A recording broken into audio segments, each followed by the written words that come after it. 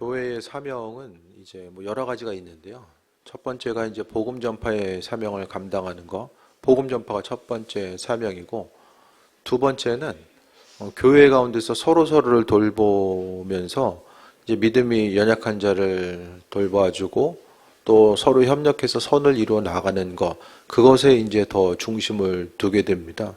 그래서 신앙 공동체, 한 교회로 모였다라는 건요, 우리가 생각하는 것보다 훨씬 더 특별한 의미성이 있게 됩니다. 그래서 하나님의 백성으로서 이 땅에 수많은 교회가 있는데 그 교회 중에서 이제 한국에만 해도 최대로 보면 6만 교회 정도가 있는 것으로 보여지는데요.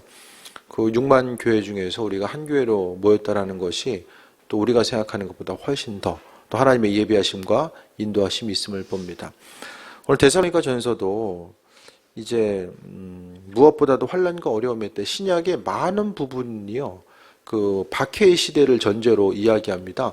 믿음 생활하는 것 자체가 환난과 어려움을 이야기하고 있고, 그 환난과 어려움 가운데 있는 교인들에게 사도 바울이나 또 다른 제자들, 주님의 제자들은 그들을 믿음으로 세워 나가기 위해서 최선의 헌신을 하게 됩니다.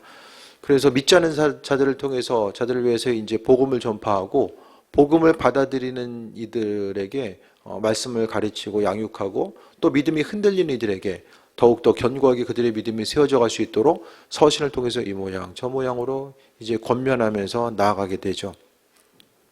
교회는요, 믿음의 권면이 있어져야 되고요, 또 함께 주님 오시는 그날까지 우리가 또 맡은 바 사명을 감당함에 있어서 서로 세워주고, 믿음이 강하고 또 견고한 이들이 있고 견고하지 못한 이들이 있잖아요. 그러니까 그것은 외부적인 환난과 풍파가 임했을 때에 잘 나타나게 됩니다. 평상시 아무 문제가 없으면요, 그냥 내 믿음의 본질과 분량이 무엇인지를 몰라요. 하지만은 환난과 어려움을 만났을 때 우리의 삶의 태도와 자세 자체가 바로 하나님을 향한 우리의 본질적인 믿음의 분량과 본질을 이야기하게 됩니다. 그래서 주님 앞에 나아가는 우리의 삶이요, 평상시뿐만 아니라 고난을 만났을 때 하나님은요, 그 고난을 대하는 우리의 삶의 모습을 보시면서 우리의 믿음이 어떠한가에 대해서 달아보시고 그에 합당한 은혜로서 또한 허락해 주심을 이야기합니다. 오늘 본문 가운데서도 이제 데살로니가 교회를 향해서 사도 바울은 디모데를 파송하는데, 디모데가 이제 그 사도 바울은 대부분의 이제 서신을 보낸 교회 가운데 오래 있지 못하죠. 뭐 로마 교회, 뭐 고린도 교회, 약간 갈라디아서 교회, 그 정도만 조금, 로마 교회를 이렇게 감옥에 갇혀 있었으니까 교회로 치게 되면은 주로 이제 갈라디아 교회와 고린도 교회 정도만 몇 년 정도 있었고, 나머지는 계속해서 이제 순회 설교, 순회 전도를 하게 되죠. 그러니까 서신을 통해서 이제 권면하고 위로하는 내용들을 발견하는데, 디모데, 오늘 본문 가운데 보게 되면 사도 바울이 데살로니가 교회 가운데 어려운 문제를 만났고 또 그들이 환난 가운데 있다는 소식을 듣게 됩니다. 그래서 자신이 직접 가기 힘든 상황이었기 때문에 디모데를 파송하게 되죠. 2절 보면 우리 형제 곧 그리스도의 복음을 전하는 하나님의 일꾼 디모데를 보내노니, 디모데를 어떻게 이야기합니까? 하나님의 일꾼이라고 이야기하죠. 하나님의 일꾼. 우리 또한 주님 보시기에 누구입니까? 하나님의 일꾼이 되어야 되죠. 우리가 어떤 뭐 먹고 사는 문제도 중요하지만 본질적으로 하나님께서는요, 우리 하나님의 일꾼으로 불러 주셨어요. 그러니까 어쨌든 좀 믿음의 조금 더 깊은 단계로 나가게 되면 그 전의 단계에서는 하나님이 나를 위해서 존재하시는 분 같은데, 조금 더 믿음의 본질적으로 나가게 되면 하나님의 영광을 위해서 내가 온전한 삶을 살고 있다는 것을 다시 한번 깨달아 알게 됩니다. 그래서 보여지는 것들 가운데 계속해서 또 흔들리고 또 하나님에 대해서 판단하다 보면 하나님은 어떤 분이신가? 성경에 보면 하나님은 어제나 오늘이나 항상 동일하신 분으로 이야기하는데, 삶에 있어서의 환경 따라 하나님 바라보면은 도무지 종잡을 수 없는 분, 이해할 수도 없고 종잡을 수도 없는 분, 뭔가 좀 일관성이 결여된 분처럼 보이거든요. 그게 아니라 항상 어떤 세상에 보여지는 것을 통해서만 하나님 보는 것이 아니라 그냥 말씀을 통해서 하나님을 발견하게 되고, 그러면 우리가 이제 그리스도 일꾼으로서의 삶이 무엇인지 또한 깨달아 알고 나아가게 되는 거죠. 그래서 우리가 하나님과의 관계성을 생각할 때마다 직접적으로 그냥 환경이 잘 되어지면은 그냥 하나님 좋으신 분, 환경에 어려움이 있으면은 주님 나한테 왜 그러실까? 이게 아니라 본질적으로 주님의 도우심과 인도하심을 이 말씀 가운데 직접 경험하고 어떤 눈에 보이는 것이 아니라 주님과의 깊은 관계성 가운데 나아가는 거죠. 그렇게 하다 보면 하나님의 일꾼으로서의 삶을 살아가는 거죠. 그래서 우리가 주님 앞에 갔을 때에 우리를 주님의 일꾼으로서 우리를 불러주신다면 그보다도 더 큰 영광이 어디 있겠습니까?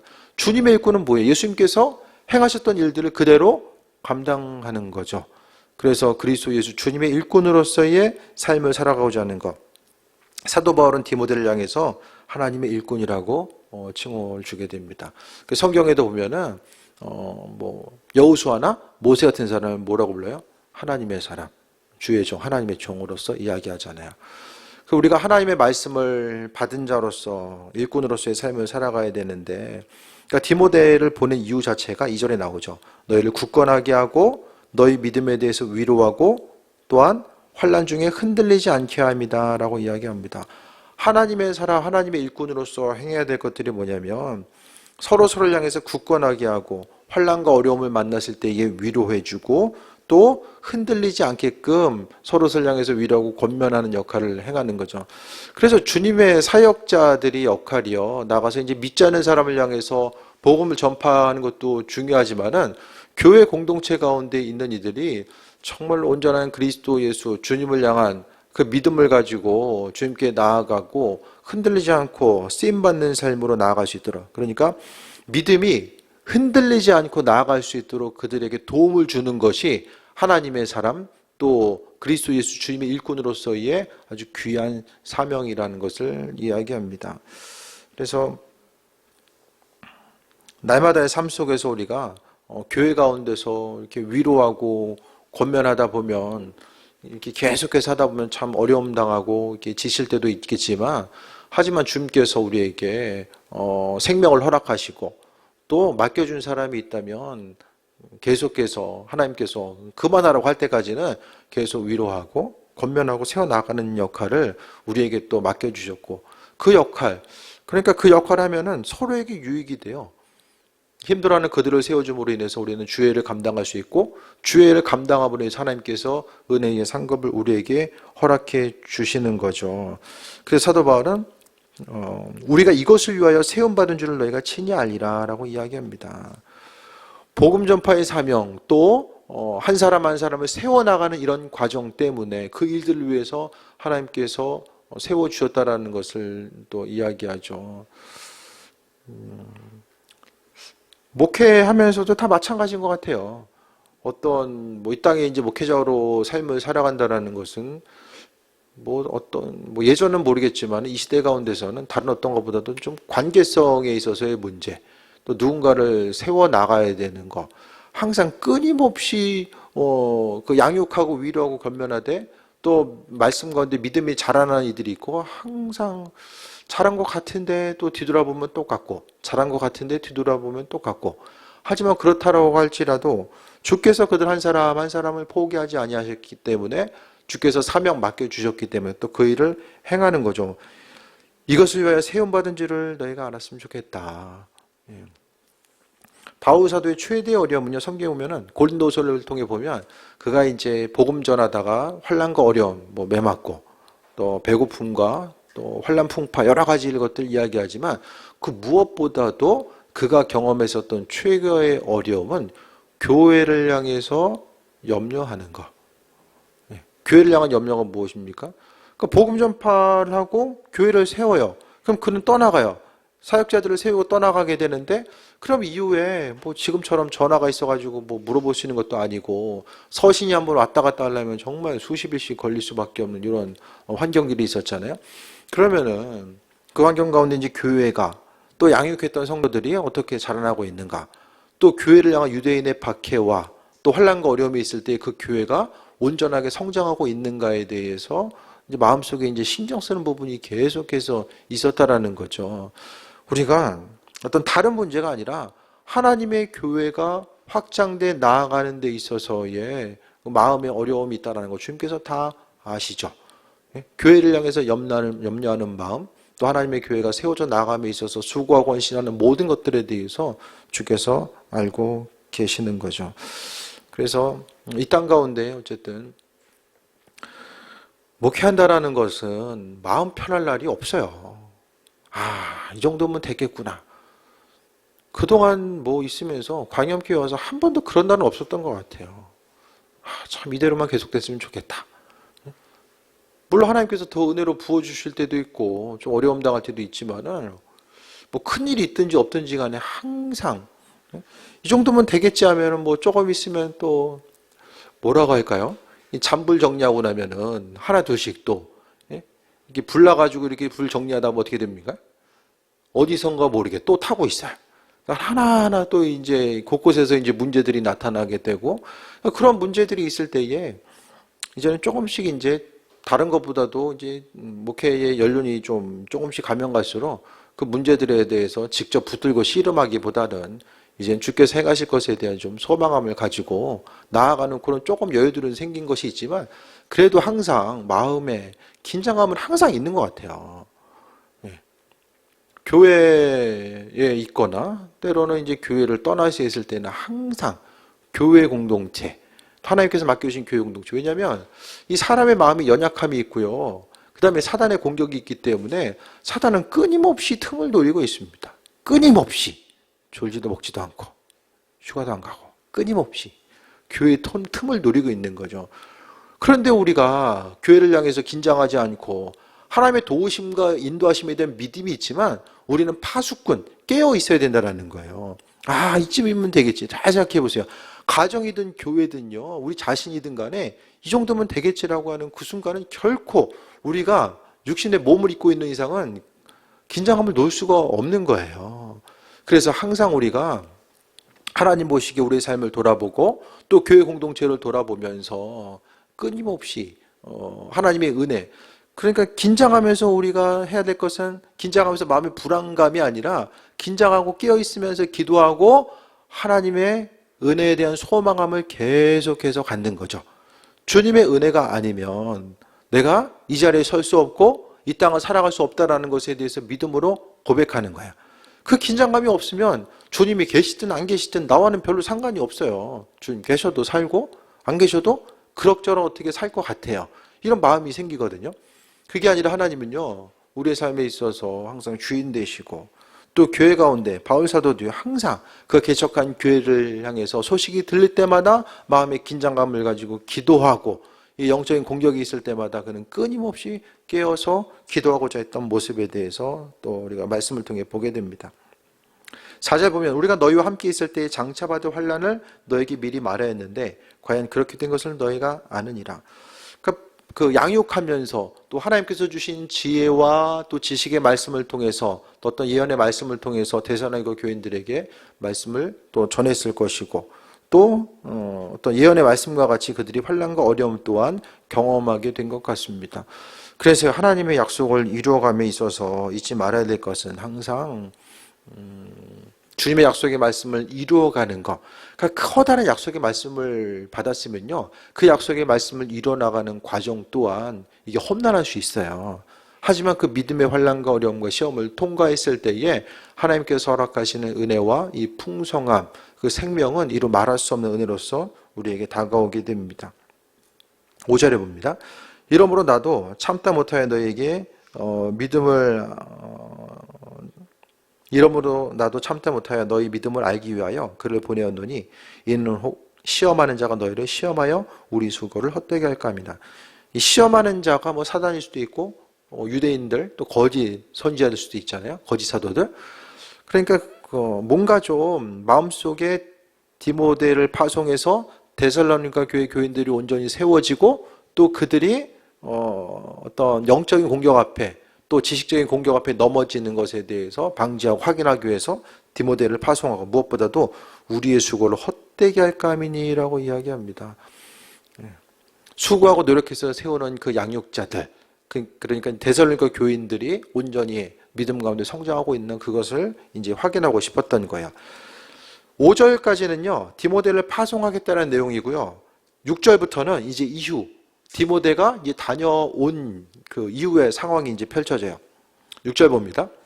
지금 디모데가 너에게로부터 와서 너희 믿음과 사랑의 기쁜 소식을 우리에게 전하고 또 너희가 항상 우리를 잘 생각하여 우리가 너희를 간절히 보고자 함과 같이 너희도 우리를 간절히 보고자 한다 하니. 데살로니가 교인들에게 있어서요, 믿음과 사랑의 기쁜 소식이 있었어요. 우리가 무엇보다 중요한 것은 그 믿음 지키는 것, 주님께서 허락하신 믿음을 지켜나가는 거고요. 그리고 그 믿음의 분량을 더욱더 주님과의 그 관계성 가운데 친밀히 나아가는 거죠. 어제는 저녁에 좀 집에 가면서 이게 도대체 목사로서 이 땅을 대한민국으로 살아가는 게 뭐냐, 이런 것들을 좀 생각을 해봤거든요. 이 땅의 목회자로서 삶을 어떻게 살아가야 되는가. 시대는 계속 바뀌잖아요. 시대는 계속 바뀌어요. 그럼 목회자로서 이 신약 시대처럼 살아야 되냐? 도대체 이거 어떻게 살아가야 되냐? 그게 맞는 얘기냐? 이런 좀 기준들, 그거는 뭐 누가 얘기해 주는 게 아니라 스스로 어떤 목회적인 가치관, 목회 철학 가운데서 이런 것들은 좀 정립을 하면서 가야 되거든요. 근데 순간순간 보면서 이제 세상은 바뀌어지게 되고, 목회의 어떤 환경들, 터전도 계속해서 많은 부분이 이제 변화가 일어나게 되는데, 그 변화되는 환경 가운데서 이게 목회자로 삶을 살아가는 게 뭐냐, 이런 부분들에 대해서 좀 생각을 해보게 됩니다. 큰아들한테 너 좀 신학교 가는 거 어때? 물었더니 생각해 볼게요. 끝이에요. 야, 그래도 안 간다고 하는 게, 그 아빠 하는 게 좀 이렇게 애매해 보였으면 절대 안 간다고 했을 텐데, 생각은 해볼게요. 무슨 생각 가지고 무슨 생각했는지는 모르겠어요. 뭔 생각인지 모르겠는데, 저도 그냥 어쨌든 한번 이제 좀 던져본 거죠. 네? 근데 어쨌든 뭐 주님 주신 또 사명과 소명도 있어줘야 되고, 뭐 여러 가지 것들이 좀 있긴 해야 되지만은 또 본인이 또 원하는 부분도 있어줘야 되잖아요. 그러니까 우리 세대, 그리고 우리 다음 세대가 목회자로서의 삶을 사는 것이 도대체 뭘까? 이런 부분에 대해서 좀 생각을 해봤어요. 그래서 목회자가 누구냐? 무슨 일을 어떻게 하면서 도대체 어떤 존재로서 이 땅을 살아가야 되는가? 이것에 대해 생각했을 때에 내린 결론은 뭐 그 행위적인 것들에 이제 많은 부분 좀 치우치게 되잖아요. 목회자로서의 삶을 살아가는 것 자체가. 요즘에는 이제 큰 교회들은 이제 큰 교회 있고 이제 부목사님인데는 그 점점 이제 사회 분위기가 그 근로기준법을 좀 적용을 시켜서 하루에 이제 일하는 시간이 이제 대충 9시간들 일하시잖아요. 목회에 있어서 9시간 정도 일하고 이제 그 다음에 있어서의 추가 근무 수당을 줘야 되는 이런, 이제 큰 교회들은 이제 점점 더 이렇게 시스템이 또 갖춰지고 있어요. 약간 이제 그러니까 시대가 이제 그만큼 변해가는 거죠. 그렇게 하다 보니까 이 목회자로서 눈에 보여지는 것은 뭐 목회자로서 목회를 어떻게 하고, 뭐 이제 예를 들어서 목회자가 이중직을 갖는 것이 옳으냐 옳지 않냐, 뭐 이런 것부터 시작해서, 뭐 예전에는 뭐 말도 안 되는 얘기였는데 이후에는 뭐 비전교회 향해서 또 미자립교회 향해서는 이제 좀 어떤 허용되는 부분도 있어지게 되고, 목회자가 그러면은 삶에 있어서의 뭐 사례는 얼마를 받아야 되고, 삶에 있어서 어떤 부분들을 누려야 되고, 뭐 이런 것들이 이제 겉으로 드러나는 부분이라고 한다면, 이 본질적인 거 이런 거 떠나서 그런 생각을 해봤어요. 하나님은 뭐 목회자가 뭐 이중직을 하냐 안 하냐, 뭐 초과 근무 수당을 받냐 안 받냐, 이것이 중요한 게 아니라 정말 주님께서 중요하게 여기시는 게 뭘까, 이런 것들에 대해서 조금 더 깊이 좀 이 대한민국을 살아가는 이 목회자로서 무엇을 좀 염두에 두면서 살아가야 되는 거, 이런 것들을 좀 생각했을 때에 좀 내린 결론은 주님과의 친밀한 관계성이죠. 네. 목회자는 이것을 하건 저것을 하건 뭐 이걸 하건 저걸 하건 그게 중요한 것이 아니라, 가장 중요한 거는 주님과의 아주 깊은, 가장 깊은 친밀한 관계성 가운데 있어줘야 되고요. 그 친밀한 관계성 가운데서 주님께서 원하시는 삶을 살아가고 믿음으로 순종하는 삶을 살아가는 거죠. 그래서 주님께서 허락하신 그 은혜 가운데 누리라고 하는 그 은혜 가운데 그것이 무엇이든 간에 누리면 되고, 주님께서 하지 말라면 하지 말고 하라면 하고, 가장 중요한 것은 이 친밀한 관계성이 아닐까라는 생각을 좀 해보게 됩니다. 그래서 교회 가운데서도요, 주님과의 친밀함, 믿음과 사랑이 있다는 것은 데살로니가 교회 가운데서 그 주님과 친밀한 관계에서 환난과 어려움이 계속되었을 때에, 그러니까 우리도 잘 생각해 보세요. 환난과 어려움의 때에 마음속이 정말 그 어려움과 아픈 상처들만 계속돼가지고, 예? 그냥 그 뭐라고 할까요? 하나님과 나의 관계성이 상처만 쌓이는 거예요. 주님을 이해할 수 없고 그 어려움들이 계속되다 보니까 환난과 어려움이 계속 쌓여지고, 그게 아니라 환난과 어려움의 때는요, 정말 깊이 주님을 다른 방향, 그러니까 일상생활이 반복됐을 때에 깨닫게 되고 경험하게 되는 하나님에 대한 이미지가 있다고 한다면, 고난을 통해서 다시 한번 새롭게 만나게 되는 이 하나님이 있거든요. 고난의 때만 경험할 수 있고 또 생각하고 만날 수 있는 그 하나님, 그분에 대해서 다시 한번 묵상하는 그 계기, 다시 한번 그 고난의 때는요, 새롭게 하나님을 만나고 그분과의 관계성을 다시 한번 정립하는 계기가 되어야 되지 않을까 생각을 해보게 됩니다. 그래서 데살로니가 교인들과 또 사도 바울은 서로를 향해서 이 신뢰함과 보고 싶어하는 마음 자체가 드러나죠. 그러면서 7절에 이러므로 형제들아, 우리가 모든 궁핍과 환난 가운데서 너희 믿음으로 말미암아 너희에게 위로를 받았노라.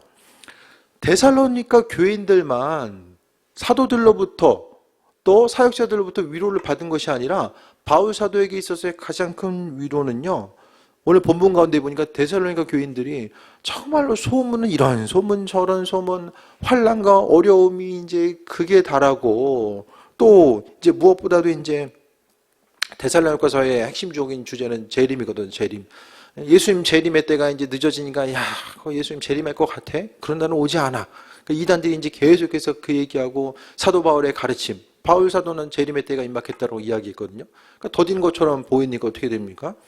아, 이거 예수님 안 오시는 거 아니야? 그러니까 그것 때문에 믿음이 흔들리는 이들도 교회 공동체 가운데 있었다는 거예요. 하지만 그들 가운데서도 많은 이들이 믿음을 지키고 환난과 어려움의 때에 믿음을 지키고 주님을 바라봤다는 것 자체가 마음속에서 위로가 되는 거예요.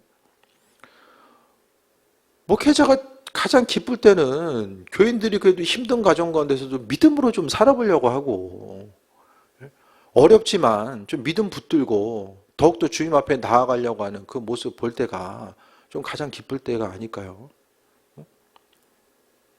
우리 다니엘 기도회 때도 이제 그 세 번째 날 최인선 목사님, 저분 그때 교인들이 그렇게 뜻하지 않은 사고를 만났음에도 불구하고 주님께 깊이 나아가고자 했던 그 모습 발견하면서 마음에 좀 어려움도 있었겠지만은 그래도 힘을 얻을 수 있는 것, 저분이 교회를 떠나지 않고 그 교회를 지킬 수 있는 것은 무엇입니까?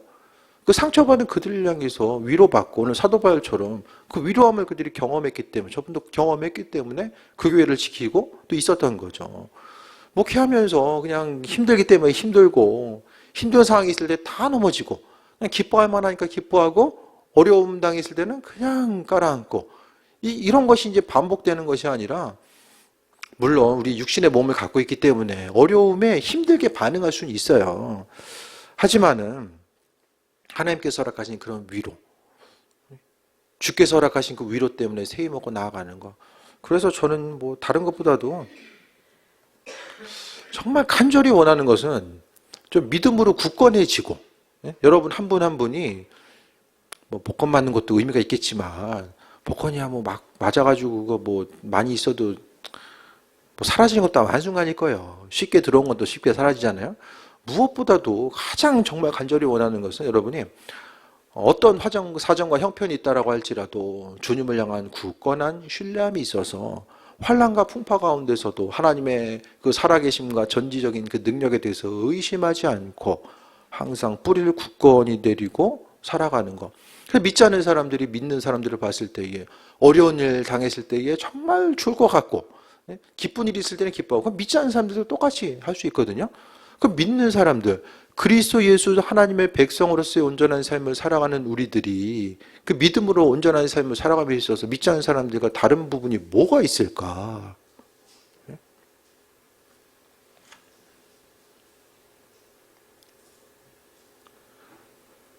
그 사회학자, 사회생태학자, 그 최재천 교수라고 좀 유명하신 분이 있잖아요. 그분이 이제 교회 가서 이제 그 보면서 정말 놀랍게 생각했던 게 환난과 극한 어려움 가운데서도 쓰러지지 아니하고 묵묵하게 그 환난과 어려움을 이겨 나아가는 것이 정말 인상적이었다는 거예요. 교회 다니면서 이제 아내를 만나면서 이제 교회를 다니기 시작했는데 여러 가지 것들을 우리가 생각할 때마다 위로가 되는 거, 마음속에 위로가 되는 거. 그건 주님께서 허락하시네. 그러니까 삶을 통해서 그리스도 예수 주님을 누리는 것이 은혜고요. 저도 여러분이 삶의 여정 가운데 하나님을 경험하고 또 세번고 나아가는 것이 또 위로가 되는 것이고. 아까도 박경수 쌤한테 제가 그런 얘기를 했어요. 제 인생은 날마다 신나 보이냐. 그런 얘기를 했거든요. 만약에 신나 보이세요, 삶이? 겉보기에 맨날 똑같아 보이잖아요. 그죠? 좀 안 그럴 수도 있겠지만은, 어쨌든. 마냥 신나서, 마냥 좋은 일만 있어서, 그게 아니라는 거예요. 예? 저도 주님 앞에 뭐 좀 서운한 걸 얘기하고, 예? 다들 이렇게 얘기하다 보면은, 이제 뭐 밤이 새도 모질라. 하지만은 그 모든 것이 내 삶을 누르거나 또 그것 때문에 내가 절망하지 아니할 수 있는 것은 한 가지 그리스도 예수 주님에 대한 이 소망함 자체, 그 소망 때문에 여러 가지 것들이 있어도 그 소망, 그분께서 허락하시는 위로와 인도하심과 예비하심 때문에 또 새해 먹고 나아갈 수 있는 거죠. 그러니까 저도 여러분 보면서 위로를 받고 여러분도 또 다임목회자의 또 위로와 권면을 통해서 또 새해 먹고 나아가는 거. 이것이 바로 오늘 데살로니가 교회 그 교인들 가운데서 또 그들이 바울사도가 가졌었던 이런 교제와 또 환난과 어려움의 때에 서로서로를 또 세워주고 협력하고 나아가는 이런 과정들 자체를 또 이야기합니다. 8절에 그러므로 너희가 주 안에서 선즉 굳게 선즉 우리가 이제는 살리라. 핵심적인 메시지가 주 안에서 오늘 8절 같아요. 데살로니가 교인들이요 굳건하게 설 수 있었던 것 자체가 주님 안에서 굳게 섰던 거예요. 환난과 어려움이 있든지 없든지 그냥 주님 안에서 서고져 있었던 거. 그러니까 주님은 어떻게 바라봅니까? 믿음의 눈으로 바라보는 거죠. 지금 이 시간도 우리와 함께 하시고 어떤 혀정과 형편이든지 간에 우리의 삶의 여정에 동행하고 계시는 그분을 믿음의 눈으로 바라보고 주 안에서 굳게 서 있는 거예요. 그래서 때로는 우리의 삶이 터전이 흔들릴 때 돌아보는 것은 내가 여전히 그리스도 예수 주님 안에서 굳게 서 있는가. 이런 환난과 풍파가 있음에도 불구하고 주님 안에서 내가 굳게 서 있는가. 실족하고 넘어지고 쓰러지는 것이 당연해 보이는 그 상황 가운데서도 주님 안에서 내가 굳게 서 있는가. 이런 부분에 대해서 점검해 볼 수 있는 거죠. 그래서 누구나가 다 그냥 쉽고 편안하고 아무런 환난과 풍파가 없는 삶. 그냥 하고 싶은 거 하고 뭐 안 하고 싶은 거 안 하고 예배 드림에 있어서도 예배 시간을 뭐 지키고 나아간 데서 아무런 불편함 없고 헌신하고 봉사하는 데서 아무런 불편함 없고 뭐 예물 드림에 있어서 아무런 어려운 거 불편함이 없는 거 다 겉으로 보기엔 다 좋아요. 그런데요. 주님께서 정말 원하시는 삶. 우리의 인생에 내가 원하는 대로 뭐 흘러갈 수는 없잖아요. 그래서 우리의 삶의 모습이 주님 장중 안에 인도하심 받고 보호받고 있다는 사실에 대한 그 신뢰함이 있다라고 한다면 이제부터는 그 환난과 어려움의 때도 주께서 또한 그 허락하신 하나의 과정일 수 있다는 것에 대해서 돌아보고요. 끝까지 그분을 신뢰하는 거죠. 그래서 주 안에서 선즉 우리가 이제는 살리라. 우리의 인생은 주님 안에 사는 것밖에 없어요. 우리의 삶에 있어서의 바라고 간절히 원하는 모든 것들이요. 주님 안에서 이루어지는 것들을 바라봐야 되고요. 주님 밖에서 이루어질 수 있는 어떤 가능성, 그것에 대해서는 더 이상 기대함과 소망함을 갖는 것 자체가 우리의 인생 가운데 무익한 일이라는 것을 또 우리가 믿음으로 고백해야 됩니다. 그래서 주 안에서 굳게 선즉. 그래서 목회하면서도 정말 주님 안에서 힘들고 어렵지만 주님 안에서 굳게 서려고 하는 한 사람 한 사람. 여러분 되시길 바랍니다. 주님 안에서 굳게 서 있는 거예요. 태풍이 오든 환난 풍파가 오든지 간에 난 그냥 주님만 보면서 간다. 그게 왜 가능한지 아십니까? 그거밖에 없어요. 뭐 다른 거가 없잖아요. 예? 어려움 만났을 때 다른 게 뭐 있습니까? 그냥 사람 찾아다니고 거기서 줄 서고, 사람 찾아다니다가 줄 서면요 실망함과 실족함밖에 없어요. 예? 그 목사님들과의 관계성 가운데서 그런 분들 좀 많이 봤어요. 예? 주님 앞에 온전히 줄을 서고 그분에 대한 신뢰함과 소망함. 그러니까 고난을 만났을 때에 믿음이 깊어지고 모든 것이 넉넉하고 평안하고 내가 할 수 있는 모든 상황을 컨트롤할 수 있는 그런 사람은 정말 주님 만나기가 쉽지 않아요. 믿음의 깊은 곳까지 나아가기가 어렵다니까요. 굳이 간절히 주님을 찾을 필요도 없고 그냥 주님의 존재에 대한 목적 자체가 이 땅이 아니라 그냥 죽어서 천국은 가야 되니까 그 정도 선에서 바라보다 보면 이 깊은 데까지 나아갈 수가 없게 됩니다. 9절 봅니다. 우리가 우리 하나님 앞에서 너희로 말미암아 모든 기쁨으로 기뻐하니 너희를 위하여 능히 어떠한 감사로 하나님께 보답할까? 교인들 때문에 하나님께 감사하다로 이야기하고 데살로니가 교인들이 서 있는 것을 보면서 사도 바울이 하나님께 어떻게 보답할까? 좀 부럽네. 감사가 넘치고 주님께서 주시는 은혜. 교인들이 믿음으로 서니까 그 모든 걸 주님께서 하신 것이잖아요. 그러니까 바울은 내가 그래도 힘쓰고 노력해서 데살로니가 교인들이 이렇게 세워지고 내 수고가 이렇게 컸다라고 이야기하지 않고 전적인 다 하나님의 은혜로 본 거예요. 그래서 교인들이 세워지는 걸 보니까 뭐라도 보답하고 싶고 하고 싶은 생각. 그래서 주님을 향한 이 감사의 고백이 오늘 9절 가운데 나타나고 있는 거예요. 셀 가운데서도 마찬가지잖아요. 셀 리더로서 쓰임 받다 보면 교인들이 믿음으로 또 셀 구성원들이 믿음으로 또 세워지다 보면 얼마나 감사합니까? 셀 리더로 쓰임 받다 보면요 목회자의 마음을 알게 돼요. 목회자의 마음이 무엇이고 한 사람 한 사람을 세워나가는 것이 무엇인가 그 마음을 알게 되는 것, 그것이 정말 큰 은혜예요. 은혜. 아버지의 마음을 그래도 간접적으로라도 좀 경험할 수 있고 하나님께서 맡겨주신 그 목양의 마음이 무엇인지를 리더로서 쓰임받게 되다 보면은 깨달아 알 수 있게 되잖아요. 그래서 어떠한 감사로 너희를 위하여 능히 어떠한 감사로 하나님께 보답할까? 이거 주셔가지고 이것 때문에 정말 보답해야 된다. 하나님께서 바울에게 어떤 물질적인 것들 편안한 환경을 주셨기 때문에 어떻게 보답할까? 이게 아니라 그 한 사람 한 사람이 믿음으로 세워지고 그리스도 예수 주님 안에 있는 것을 보니까 너무나도 감사한 마음이 있게 된 거죠. 여러분은 어떠세요? 이런 마음 좀 이해가 되십니까? 내 믿음이 성장하고 내 주변에 있는 사람의 믿음이 성장해 나가는 것을 보면서 그것 때문에 정말 주님께 감사할 수 있는 마음, 그것이 아버지의 마음이고 그 은혜의 또 증거임을 보게 됩니다. 10절 보겠습니다. 주여로 심히 간구함은 너희 얼굴을 보고 너희 믿음이 부족한 것을 보충하게 하려 함이라 라고 합니다. 그래도 사도 바울이 믿음으로 나아가고자 하는 이 과정들이 있었는데요. 그래도 그 안에서 어려움 당하는 이들, 믿음이 부족한 이들이 있었기 때문에 그들이 믿음으로 온전히 설 것에 대해서 또 소망을 가지고 나아갈 것을 이야기합니다. 바울의 모습 가운데 마음속엔 교회밖에 없었어요. 교회. 하나님의 교회. 목회자니까 그냥 당연하겠지 그렇게 생각할 수도 있지만 바울이 교회를 세우고 양육했었던 교인들 얼마나 됐을까요? 정확한 숫자는 모르죠. 많은 숫자였을 거예요. 그들 한 사람 한 사람을 향해서 마음의 중심을 두고 그냥 교인 숫자가 몇 명 안 되면 이제 마음 쏟기가 쉽지 그나마 좀 나았을 텐데 몸도 떨어져 있고 같이 있었던 시간도 얼마 안 됐었는데요. 그들을 향해서 정말로 주께 감사하는 마음을 가지고 나아갔던 것, 그것은 사도 바울의 마음속에는 오직 교회만 있었기 때문입니다. 그래서 교회 공동체가 어떻게 세워져 나가는가. 교회에 좀 관심이 있으십니까? 교회?